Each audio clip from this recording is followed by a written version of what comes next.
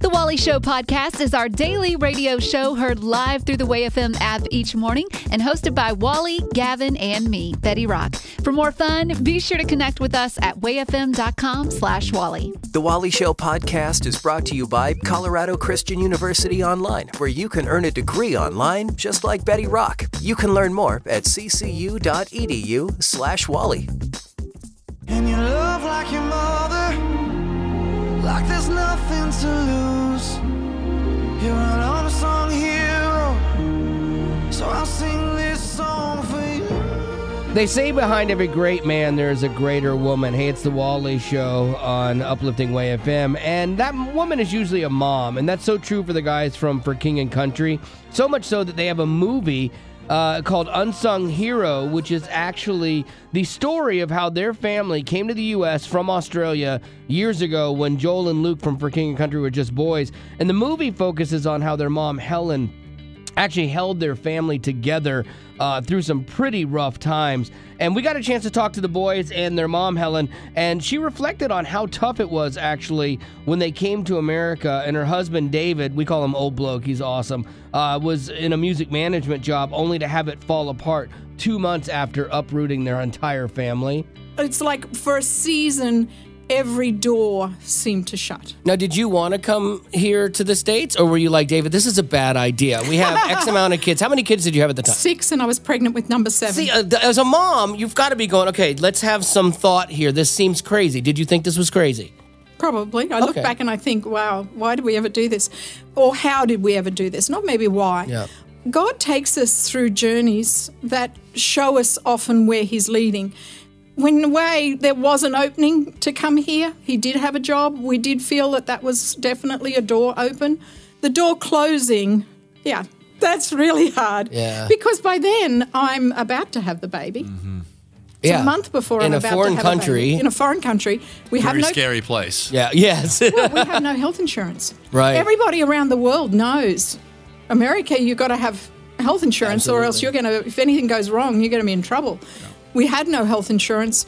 We had no car. We had no furniture in our home. And so it was dire. And you wouldn't know that to look at them now. You think, oh, big, successful music guys, but the family did struggle. And I was curious, though, if it's weird watching a movie about yourself and seeing you the way other people in your family might see you, or how they remembered that time. It's absolutely crazy. I don't even know if I thought through any of the ramifications. It's just like another project, you know. And then to realise and to start to seeing it and going on set and seeing someone playing David and me and the kids, it's like, wow. Someone playing David, yeah. Joel plays the husband. He plays your husband or his dad. Is that weird, dude? Like, or did he be like, oh, Jolie, you've got it all wrong? Mum and Dad have been really good sports. Okay. In fairness, in the whole thing. Now, the rest of the family... yeah, the other siblings, that's a whole different story. No, yeah, did he remember it well, Luke? They read the script. And my dad didn't read the script. Oh, he didn't? No. Oh, that's new. So Joel gave us the script about a month before they were starting to film. And David opened it. I didn't know this. Nice. David opened it and he thought, you know what? I'm such a strong personality. If I get in the middle of this, I could create waves. Interesting. So he just encouraged me to read it. And the one thing that I did come back to Joel and the scriptwriter Richie and say was, just be really careful you don't take the miracles out of our story and make them man-provided. Now, miracles can still be God using somebody. Sure. But I wanted it to be more, this is a direct miracle from the hand of God. And that's what this family has always done, is give God the credit for everything in their lives. And I love that. If you want to see our whole interview with the guys from For King and Country and their mom, Helen, about their new movie, Unsung Hero, text the word unsung, one word, unsung, to 91979, and we'll send you a link for the whole video. Coming up in 10 minutes, since we had the boys and their mom here, I wanted to play a game that maybe made them squirm a bit, and we'll do that in 10 on The Wally Show. So what are we waiting for? What are we waiting for? Why are we wasting all the time like someone's made? Uplifting Way FM, this is The Wally Show, and there's a new movie called Unsung Hero, which is the story of how Joel and Luke from For King and Country came to this country as kids with their family who almost lost everything in the process. And it's the story of their mom, Helen, and how she kind of kept the family going. And I know the boys, well enough to know that it's fun. We've got them with us, and so, but I don't know them as kids. So I was really curious to have Helen in here as their mom to fill in some blanks with me. And so it's kind of like Luke is my blank son, and I wanted her to answer that. Luke is my. Luke is I'm bracing for it. Luke is our solid son. That's a great adjective. I'll take Hang that. on, we'll get to you, Joel. I'll take that. Yeah, that's really good. Okay, same question for Joel. Joel is my blank son. Passionate.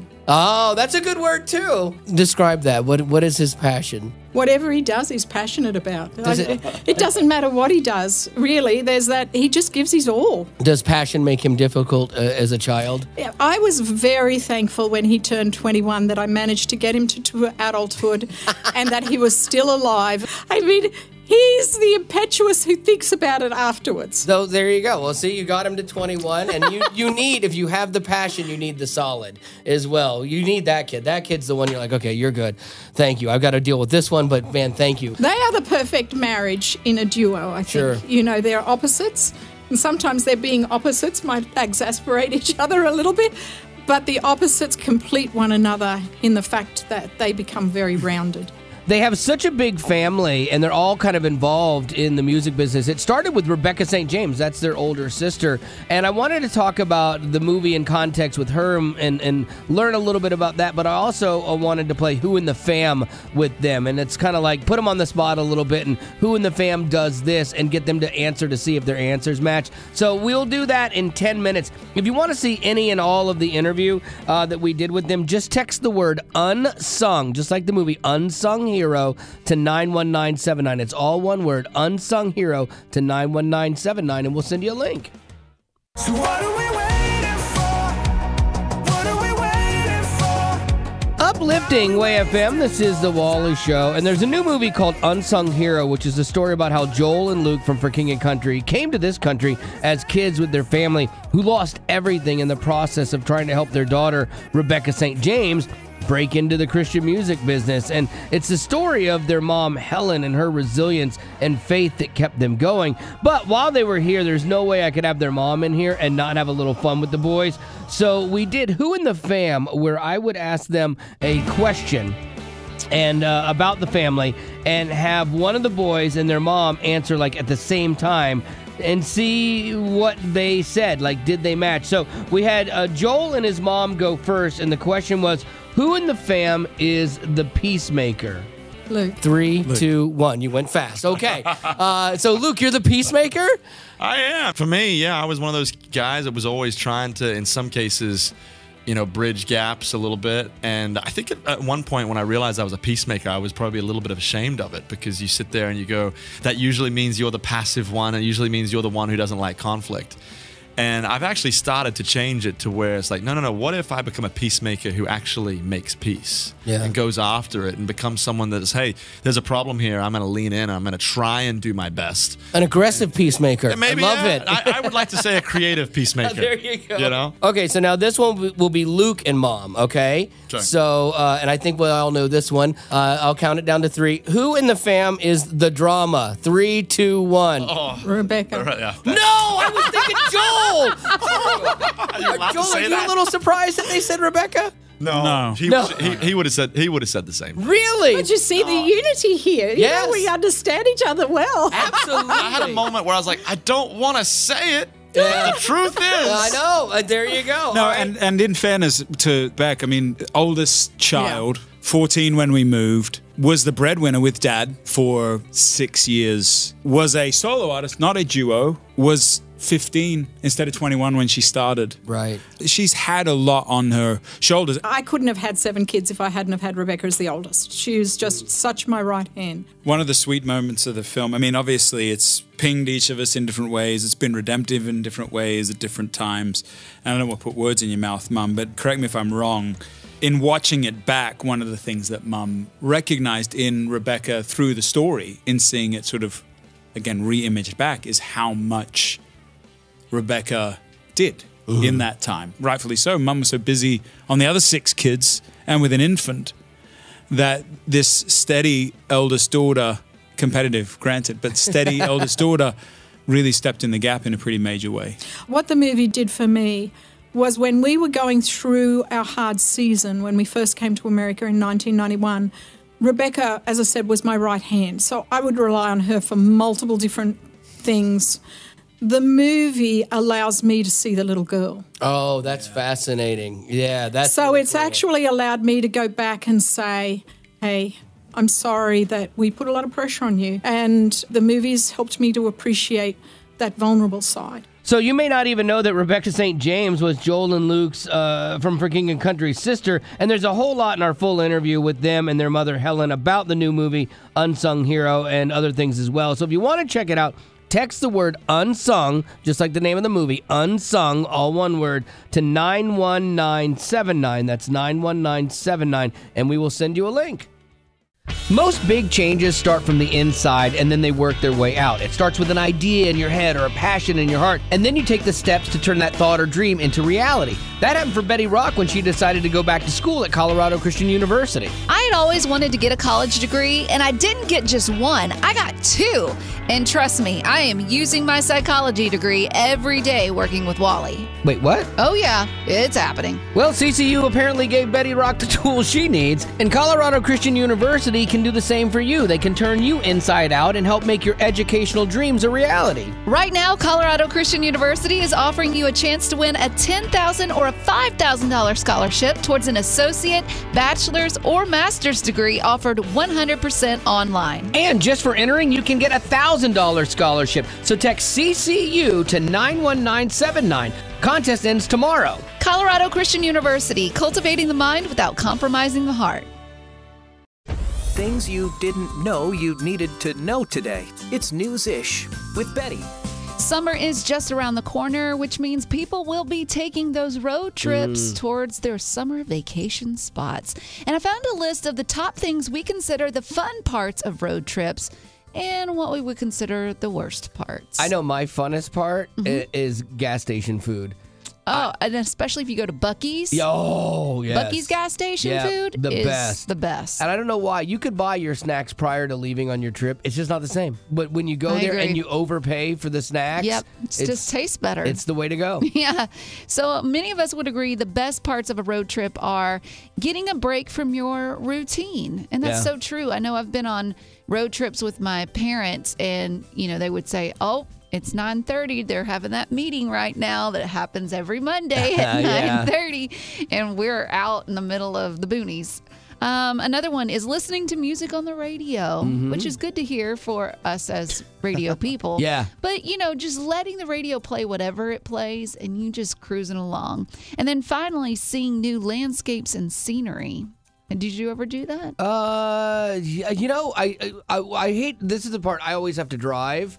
And so if I'm in a new place, I like to look around. But you don't get that opportunity. But I don't really get to. I kind of pass things really fast, and my wife will be pointing things out. I'm like, this is mean. Yeah. I can't look at it. I will say when my parents and we would drive to Arkansas, we would always pass, and it was really weird. I never got the story behind it, but we would pass this huge hill, and it was wooded. And if it was during the winter months when the leaves were off the trees, we could see this old rusted school bus parked on the side of this hill. Yeah.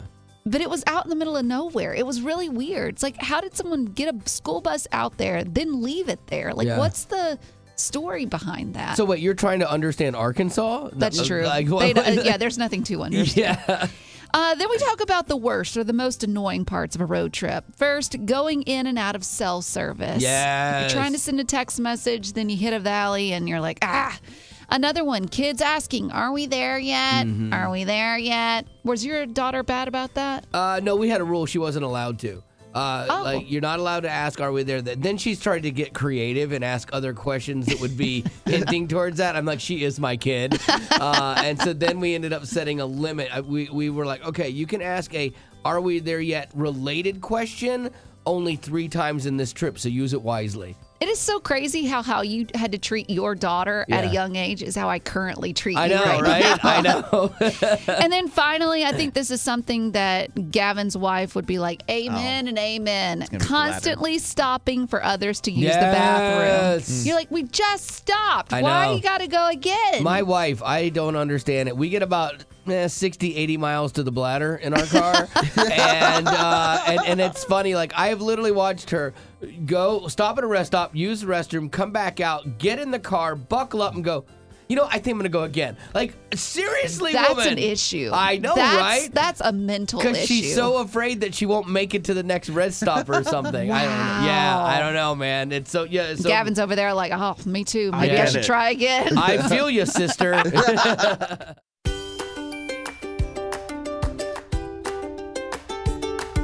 Music is a very big part of our lives. It sounded like I got choked up there, but I'm actually just coughing. When he thinks about the music in his past, it just brings him to tears. Oh, it does. It does. No, and it does us too, because it's all hairband metal. Yeah.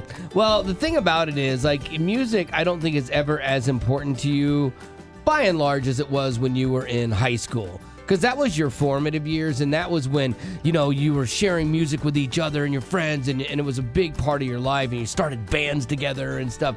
And I came across this thing that's tried to go through the science of that, and they call it neuronostalgia.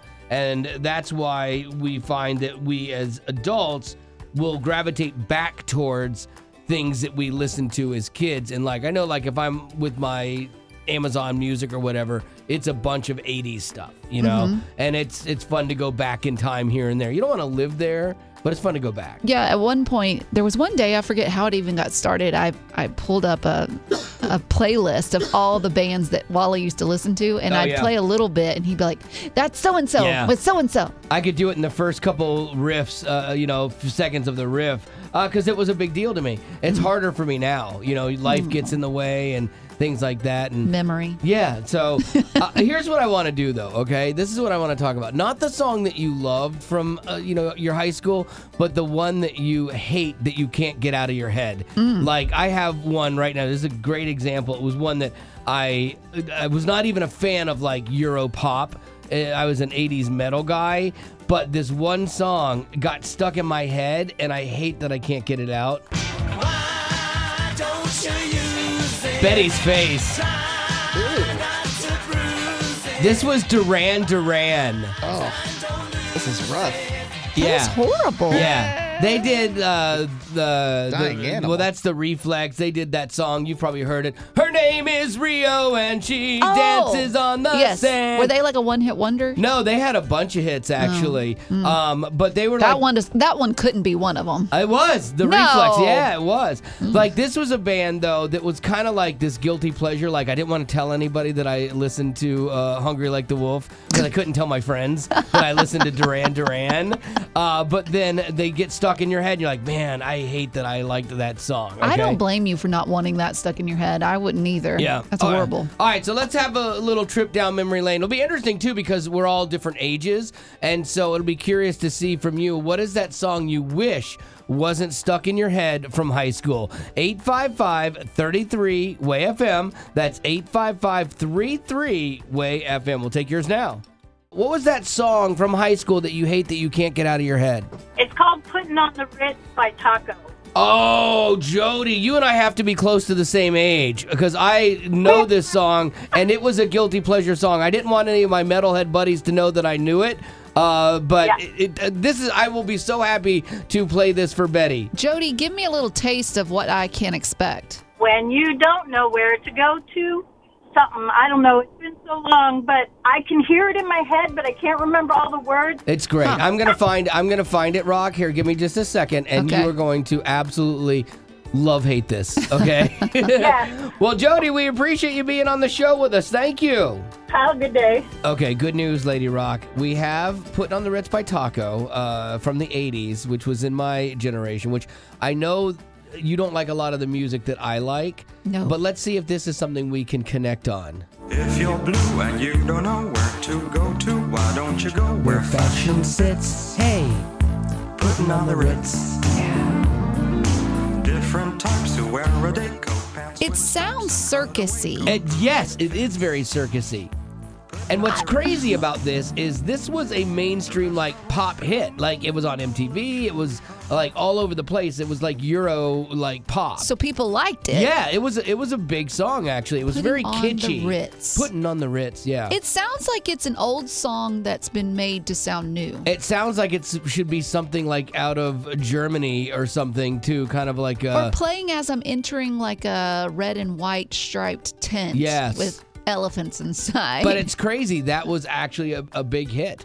So. And you liked it? I did. There was something I liked about it, but I wasn't allowed to like it because I was a metalhead. Wait a minute. Yeah, you say you're not allowed to like it. You're the rebel, though. You're the one that, like, I'm not going to tell people what to do. Yeah. But in reality, you are. But absolutely, yeah. Every kid thinks they're the rebel, they're the loner, but then you're surrounded by a bunch of other people that are just like you. Doing the same thing. Absolutely. That's how high school goes. So, all right, we got time for a couple more. 855-33-WAY-FM. That's 855-33-WAY-FM. What is that song from high school that you kind of can't get out of your head and you're kind of bummed that you can't? 855-33-WAY-FM.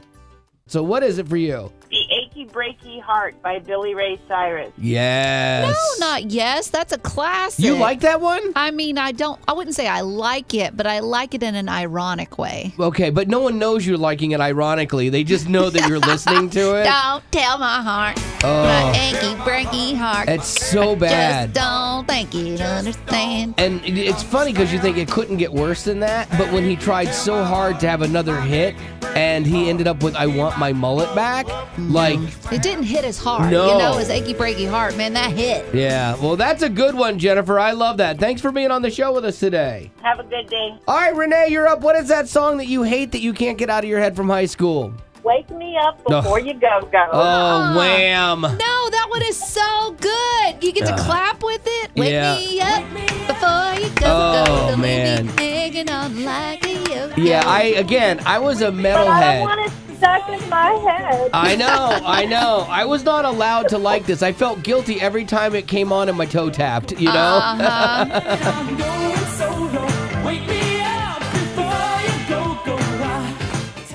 Emma, what is that for you? This Is How We Do It by Montel Jordan. Oh, I couldn't remember who did it, but this song I don't hate. I actually like this song. This is how we do it. This is how we do it. I can't stand it anymore. It was our senior class theme song for some reason, and I just can't listen to it anymore. Got it. The only reason that it makes me shake a little bit is that I play it during support drive a lot, and so if I ever hear it, I think I'm in support drive. Yeah, a little PTSD tied to it. All right, Missy, you're up. What is that song from high school that you hate that it's stuck in your head? Get ready. Journey. I don't hate it, but it's stuck in my head and I can't ever get it out. Don't Stop Believing. Don't stop believing. Hold on to that feeling. Street light people. No, that's great. If you have to have one song stuck in your head for eternity, that is the song. That is the quintessential best song ever to get stuck in your head. I know, but I cannot get it out of my head. It played in my daughter's wedding, my niece's wedding, all the weddings around, and I love it. And I hear it, and you sing every word. I can't help it. Yeah, it's almost like you love it so much it's overplayed, and you can't stand it anymore. That's the problem. It is, and I'm like, I know it's not just me. Everybody knows that song. No, it is just you, honestly, because everyone loves this song and loves hearing it. I can't hear it enough. I don't know. I'm kind of with Missy on this. Like, I mean, it's overplayed. No, it's not. It's never played. That's the problem. Honestly, anything by Journey is really overplayed. No, you take that back, ma'am. I'm sorry. Both of you have lost your ever-loving. Okay, stay close. Let's go. Good day to you. It's Joel with For King Country, dropping in to let you know that our brand new film, Unsung Hero, is in theaters April 26th. But look around you, David. Your family, your faith, they're not in the way. They are the way. It's Luke here. We've teamed up with the creators of Jesus Revolution to bring you this adventure of a lifetime. There's no food and we're almost out of money. We need to make some changes. Kids, we need your help. It's a powerful true story that circles around miracles and about a family uniting and growing in their faith, facing the impossible together. It's going to be dangerous and scary. It's going to be so hard that you want to go back. The movie also features our brand new song, Unsung Hero. You're an unsung hero, so I'll sing this song for you. Giving up, it's not an option. In theaters beginning April 26th, join us in making opening night a family day at the theaters. He's so positive. Positive, he's always right. If I don't brag about myself, it's news-ish. Who will? With Wally. So I hope this is the last story that I do on the Eclipse, seeing as the next total one isn't till 20 years from now in 2044. But I came across an article with a headline, and I had to stop. What to do with leftover solar eclipse glasses? Oh, yeah. Okay. Great question. I mean, you mean the cheap disposable solar eclipse glasses that we will not need again for 20 years?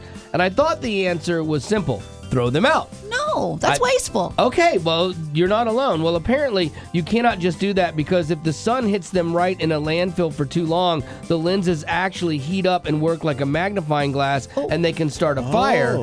No, I'm kidding. I just made that up. Oh, come on. That sounded legit, though. Because that would make sense of why you would not throw them out. It would, but I assume there's something weirder going on here? No, yeah, like they're saying, no, you can donate them to organizations such as nonprofit Astronomers Without Borders. I didn't even know that was a thing, but apparently it is. They collect them, and they will take gently used glasses, and this is cool. They'll give them to underserved communities and schools for future eclipses, but you got to hang on to them for like 20 years. Someone's going to be like, where did we put those 20 years ago? You know, like back in the day, I've heard my parents talk about how they went to go see 3D movies and how they used to hand out the 3D glasses, and now they wish they had held on to those. And maybe it's a souvenir like that you need to just hang on to so you can remember the memories. That's what I thought too. Like either hang on to them, or I would throw mine out personally. But like hang on to them. But if you're like, oh, okay, this isn't a bad idea. I could have something. I could have these go to good use. You can donate them. Warby Parker also they're that glasses place that does contacts and glasses. They're actually partnering with Astronomers Without Borders, and they'll collect undamaged Eclipse glasses in their stores until April 30th. So there you go. So if you didn't want to just throw them away, keep them for memories, or maybe write it off on your taxes. You could write them off on your taxes if you donate it. So that $2, take it. Taxes are coming up in 5 days? So your taxes are due. So maybe that'll help you get that last minute write-off. For years in church, I've heard that God answers prayers 3 ways. Hey, it's the Wally Show on Uplifting Way FM. It's yes, no, and not now.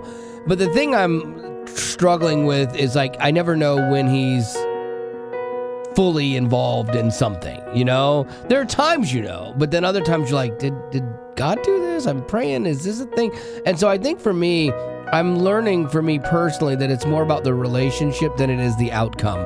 You know, because we look at somebody kind of like at work, and if you do what I ask you to do, then we're best friends and we get along great. But if you don't operate the way I want you to operate, then we have a problem, you know? And we can't treat our relationship with God that way because he works on levels we don't understand. But that's why we have our prayer wall where you can post prayer requests and have other people just praying for you to encourage you through whatever it is that you're going through. Yeah, we got a serious one. This is an anonymous one. It said, I wonder at what point in my life when God stopped loving me. Ooh. I didn't say he hates me, though I have been known to say it jokingly, but with suppressed hurt in my heart and dread in my soul. If he had given me a warning that something would be the last straw, I didn't hear it nor see it. Interesting. So this is someone that is really down in it, maybe in a depressive state, saying, you know, when did God stop loving me? Of course, he never stopped loving you, but when sometimes we trust more what we see than what we know. Well, see, I didn't know what you were going to read, and that dovetails I think exactly with what I'm talking about. She's like, God doesn't hate me, but he's not operating the way I want him to operate, so he must not love me. I'm asking him for this. I'm trying to do this. Even good things. I'm petitioning him for good things that are good for other people, and it doesn't seem to be working. So why does he not like me like he likes other people? But nothing could be farther from the truth. Yeah, because when he's not working the way we want him to, then we question his love for us. Exactly. We're like, well, when did he stop loving me? He should have given me warning. Exactly. But nothing could be further from the truth because we don't know all the things that are going on inside of that. And I did hear a pastor one time say, maybe it's not what God is doing to you, but what he's trying to do through you. And I was like, oh, that's really good. And it rhymes. I like that. I can remember that. Because sometimes the thing we think is really bad or is happening to us is what God is going to use to strengthen us and also bring other people closer to him. And so that's just one of the things that you can do on the prayer wall is have your prayer request prayed for by other people. And the other thing is you could go there and pray for other people, which is kind of cool because, again, it's about the relationship, I think, more than even the outcome. So if you want to check it out, we'd love to have you get involved. Just text the word pray, P-R-A-Y, that's pray, to 91979, and we will send you a link. It's today's Music Insider, or TMI, with Gavin. The band For King and Country, it's one of my favorite bands that we play here on Way FM. And if you didn't know, they, and more specifically, Joel Smallbone, have talked in the past about being inspired by the pillar of Christian rock, a band named Stryper. Stryper's amazing. They broke ground. Betty Rock did not believe me when I said that Joel was inspired by Stryper. Well, I think I couldn't believe it. It was unfathomable because when you go to see For King and Country, it is amazing. It's a great show. Show-stopping. Where'd they learn that? Stryper. Surely not Stryper, because there's no way could get any kind of There's no similarity. You're blinded by the spandex. The rest of the show is amazing. So, speaking of their inspiration of Stryper, they actually recently did a cover. I guess it's a cover. Their version of a song by Stryper called "To Hell with the Devil." Here's Stryper's version.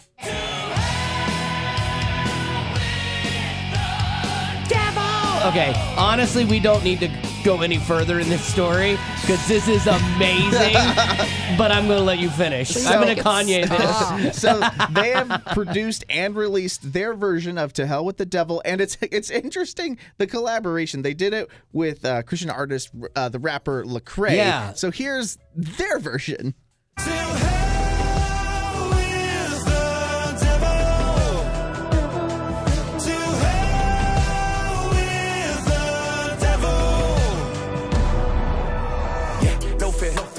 I got some fire inside of my bones. Let us the kerosene, I'm in my zone. Peace to the demons that leave me alone. They want the body but can't get the soul. Trust in the Father and give him control. Say they won't smoke, he gon' get it for show. Live by the lake in a fiery home. My peace can't be shook. Wow, that does not sound anything like To Hell with the Devil.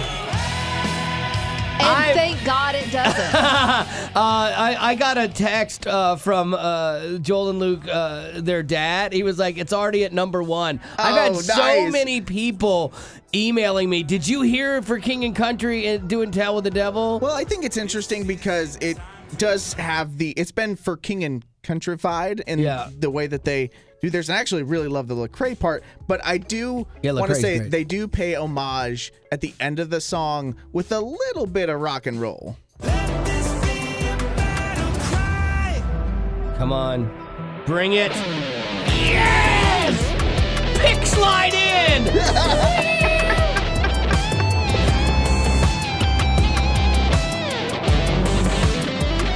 I wonder who they had do the guitar solo. I'm going to have to ask that of them because they could have gotten the guy from Skillet because he's amazing and loves 80s metal. What if it was the guitar player from Stryper? If they got Oz Fox to do this, I would lose my mind. His name is Oz Fox. That's Oz Fox or Michael Sweet. Either one of them could have crushed that. That would be amazing. I only wish Eddie Van Halen was still alive because he could have done it and killed it too. You think he would have? Probably not. Yeah, but anyway, so there you go. To Hell with the Devil featuring Lecrae. That is the version done by For King and Country. It's all over the place if you want to check it out. It's definitely worth a listen. It's always hard when someone passes away and you lose them and you want to honor them. Hey, it's the Wally Show and on Uplifting Way FM. And we recently lost my wife's brother. He passed away young, actually, 59. And so his wife kind of going through the grief process and like, well, how do I honor him and what he wanted to do? And so she opted to not do like a big like church funeral or whatever, but it's like doing a cigar night with like for his buddies and things like that. And because it's what he liked, you know? And I'm like, oh, okay, that's kind of cool. And I know people might go, oh, that's not really the way you do it, but for her and him, maybe it is, you know? Valerie Bertinelli, she was the wife of guitar hero Eddie Van Halen.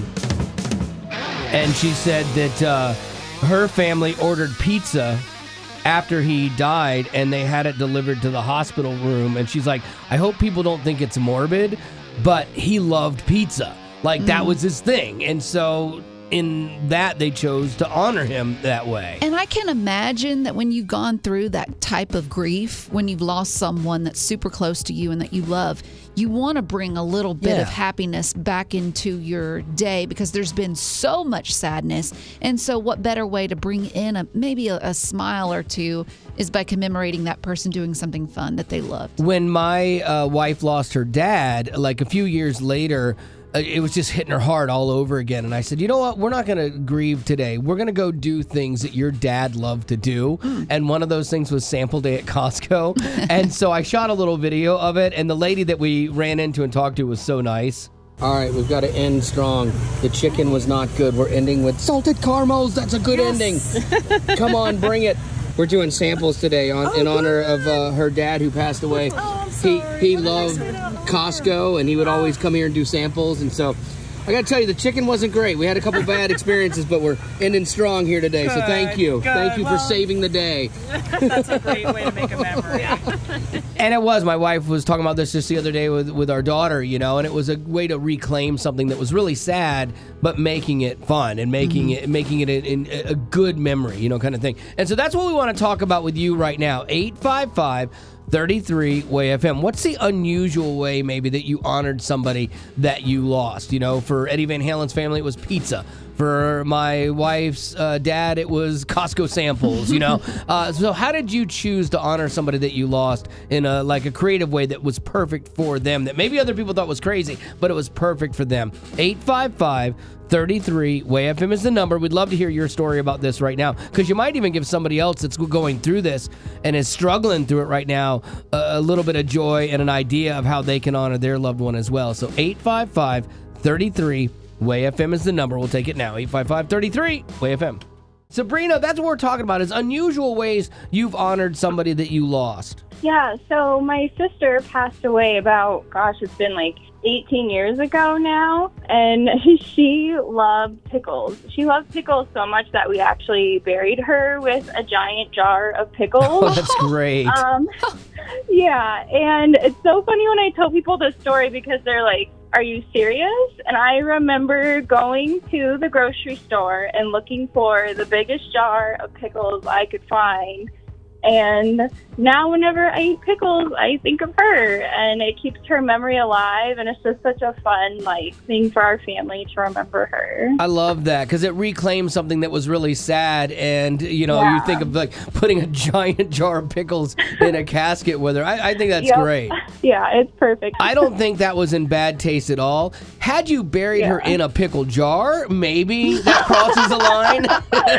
Oh my goodness. Yeah, right? She probably would have enjoyed that too, though.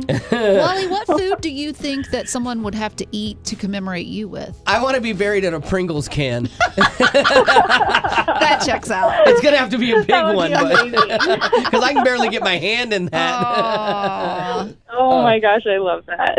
What was a way that you honored someone that you lost in a creative way? Yes, my daughter Kylie passed away as a newborn, unfortunately. And every year on her birthday, my other daughter and I go to the grocery store bakery and we ask them for a birthday cake order, and we pay for it anonymously. And next month will be the 9th time we've been able to do that to honor her and just pay it forward. So you pay for somebody else's birthday cake that they've ordered? Yep, on her birthday. Oh, I love that. That is really cool. Now, why did you choose to do it this way to commemorate your daughter?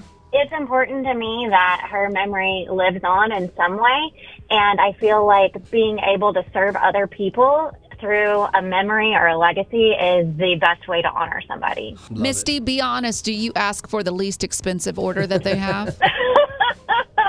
Well, there is a risk when you let your daughter, who's, it started off when she was 3 as the big sister, do this every year, because I do let her pick. And you know what? I just feel like it's favor. God's going to use it however he sees fit. There you go. That's the complete right attitude to have going into that. So, hey, I really appreciate you sharing your story, because I think this is something that anybody who's lost somebody can do to celebrate their birthday and bless other people. I think it's a great idea, and you might have really helped somebody kind of reclaim a difficult time for themselves right now. So thank you. Thank you guys for letting me share. So, Jennifer, how did you do that? So Mom passed away about 5 years ago, and she was an avid gardener.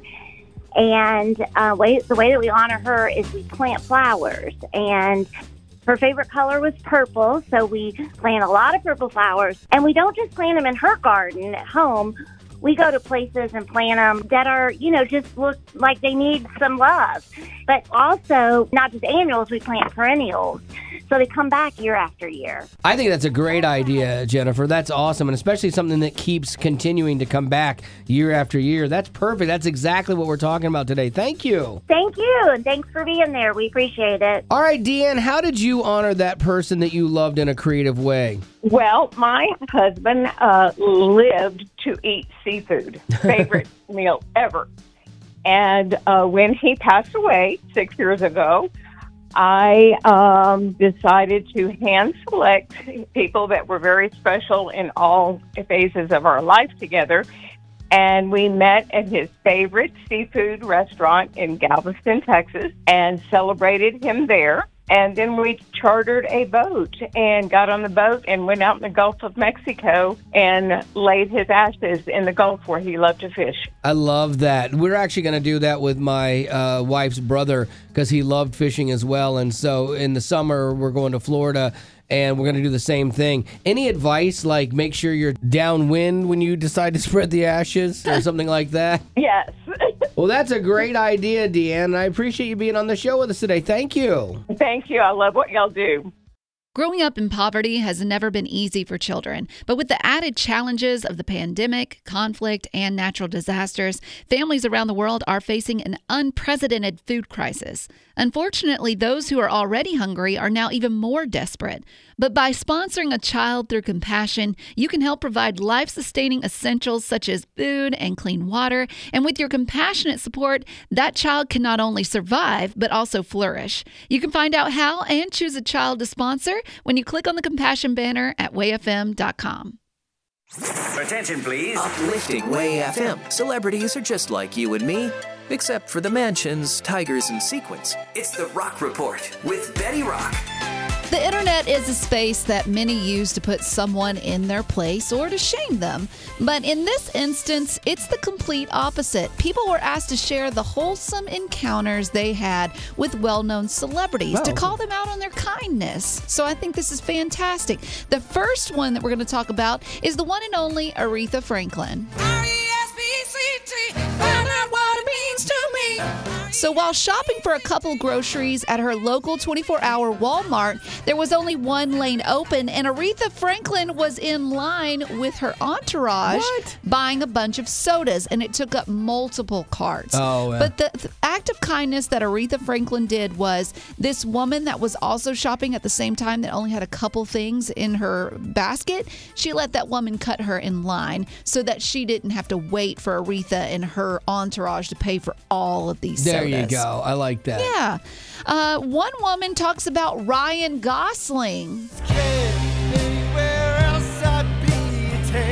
So he plays Ken in the new Barbie movie. Yes. Yep. One woman stated that while on spring break, she ran into Ryan Gosling leaving the parking lot that she and her friends were trying to get into. They struck up a quick conversation on how hard it is to find parking and then how expensive it can be. And Ryan stated, quote, "Don't worry about parking today. I'll cover you for the whole weekend." Oh, that's nice. And paid for their parking. And like to him, that is like change in your pockets or in your couch. It's nothing, but it made an imprint on her. I love that. Yes. And finally, one of my favorites is Fonzie, Henry Winkler from Happy Days. Sunday, Monday, happy days. I loved this show as a kid. My family would all pull the big TV around to the dinner table and we'd watch it. And Fonzie was supposed to be that rebel guy. Go, hey. Yeah. Well, this woman recalled a time when she started a new job as a waitress, and one of her first customers was the Henry Winkler. Since it was her first day and she had this huge celebrity at her table, the woman was, of course, nervous, and she spilt Winkler's iced tea on their table. Yep. But she said that Winkler was so kind about it, and he encouraged her by telling her that she was still doing a great job. And he even went as far as to track down her manager and tell him that the waitress provided great service. Even though she spilled on him. That's awesome. But the woman claims that no matter how much Winkler sang her praises, as soon as he left the restaurant, her boss called her over and fired her. Oh, are you kidding me? Yes. Oh, that's so But bad. at least Henry Winkler did his part, and he tried to save her. He did, and that's a good thing. I like when celebrities get it right, and we get to see that, too, because we always get the bad stuff, and so it's nice to hear these stories as well. And that's going to do it for your Rock Report. Thank you, Lady Rock. Scale of 1 to 10, Gavin, how nervous are you about becoming a new dad? 20, 30, 40. It goes higher and higher. Hey, it's the Wally Show on Uplifting Way FM. That's right. Gavin is going to be a new dad, and he's a kind of a kid himself. 27. 28. Now, 28, okay. Boy, that's kid pushing 30. Holy I know. Cow. Next year is the calendar year of my 30s. That's starting. Crazy. So he doesn't fully know what to expect in having a baby. Now, women, Betty, you've probably heard of this book, What to Expect When You're Expecting. Mm-hmm. Because when you're a woman, that's like the prerequisite book that you get because it goes through all the terrifying stuff and lets you know what you're headed towards. But I don't think there's really a book. I know guys can read it with their wives, but like I know I didn't. Wasn't a lot of it wasn't geared towards me, And so I don't know that there's a book for guys about what to expect. And so here's what I'd like to do is have you, if you've already had a kid, help Gavin out with what he can expect his life to change in the first year, because it's very different. Like, would you like to sell your golf clubs now? No. Because I'll buy them from you. No. Because, you're not going to be playing golf for a while. No, That's I know. number one. My free time is out the window. Yeah, that changes. And so whether you're a guy or a lady, you can help Gavin know what he's going to experience change-wise in the first year here. Because the thing is, your wife is going to work hard also raising the baby. You're going to raise it together, and you're both going to pull your weight. But to be gone for 5 hours to go play a game where you knock a ball into a hole will not fly. I can promise you that. There are days already that I think she gets a little perturbed that I go and do such a thing. And when she's tired, overslept, or lack of sleep, and has got a kid wanting every second of her attention, you going off and playing golf is not going to go over well. So for the next, once you have a baby, the first year, you're going to get very few rounds in. Sure. After that, it'll start to open up a little bit and things like that. But your first year is very, very different on your life. I will say I am looking at strollers that also pair as golf bags. So better get your kid a helmet too. All right, so if you want to help Gavin out, I would greatly appreciate that. What are some of the changes in the first year Gavin can expect in his life of being a new father? 855-33-WAY-FM. That's 855-33-WAY-FM. We'll take your thoughts now. Marissa, what do you think? You're in for quite a few changes. We're now expecting our third baby, and I will say the biggest change for you as a dad is to recognize that as a mom, we sometimes don't know how to ask for help. So anticipating some of her needs, like, does she need more water? Cleaning up the kitchen without being asked, or folding laundry or starting laundry or things like that can be a huge, huge help. The only thing I would say to this is those don't sound like Gavin's problem. Those sound like, those would be your wife's problem she needs to deal with. No, she's absolutely this is from right. Somebody with baby number 3 that my husband stepped up in huge ways with this third one, and it has made a huge impact. Yeah, absolutely. You're a team. It's a team sport, and if you can do those things without being asked, you will get more golf time here and there, and probably earlier. Yes, you totally will. Totally will. My husband has earned a lot of golf time. There you go. Well, that's great advice, Marissa. We appreciate you being on the show today. Thanks. What changes can Gavin expect to see in the first year of his life with a new child? Well, I raised 4 of them, Gavin. But what I encourage you to do is still not let those things that you enjoy, like going hiking, fishing, going golfing, because they have these things called baby papooses, and you can carry baby with you, give mom a break, and just enjoy those times outside. I will say I've been seeing videos of these things where you basically put a kid in a semi-looking bag and it rests at your hip. And I definitely want to invest in that because I've held kids before and I don't think I'm strong enough to hold kids up for hours on end. Somehow women are really good at it, you know, and we just, all of a sudden, we lose all upper body strength. No, I think she's right, though. Being able to incorporate your child into your life so it doesn't change you drastically is a really good idea. Like, and it also would give your wife, Haley, a break, too, which is great. So, I mean, can you imagine, you know, because you strap it to your chest, like the pictures of you skydiving with your baby would be amazing. Good luck, Gavin. Thank you. Thank you. Have a good day. Bye-bye. So, Jim, do you have any thoughts on this? Yeah, I'd have two thoughts, Wally. The first is you're going to be giving Gavin quite a bit of advice, and for Gavin to take it with a grain of salt. And the second bit of advice is to grow some thick skin because he's going to be the butt of many jokes on your show. Oh, absolutely. And even just in life, like you will become not only the butt of the joke, but you'll also get blamed for everything. Oh, like, and you'll be told you're doing everything wrong, you know. Not by us. That'll be by Haley. Yeah. Your wife will tell you what you're doing wrong. Because she can do no wrong. It'll all lay on me how that kid turns out if it's bad. Yeah, even if she was doing something really wrong, you're not allowed to say it. No. You just have to own it. But I would say, like Jim was saying, take the advice with a grain of salt, but only when it comes to Wally. When it comes to Haley, I don't care if you completely disagree. You say, yes, ma'am.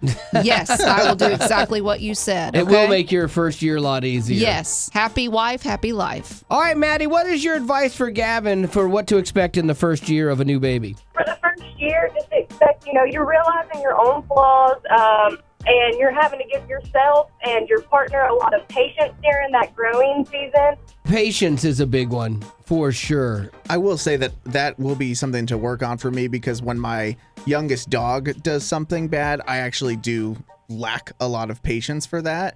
And I can't really put my kid out in the backyard as a punishment for their bad behavior, can I? It depends on their age. My mom used to tie me to a rope outside so I could run but not run away. Well, that's the end, but it doesn't have to be. Check out our Aftercast. It's new stuff you didn't hear in the podcast. Be sure to rate us on iTunes as well as connect with us on social media. Just search Wally Show. And if you'd like to join our Facebook group made exclusively for you potties, the link is in the description of this podcast. Thanks to Colorado Christian University Online for supporting what we do.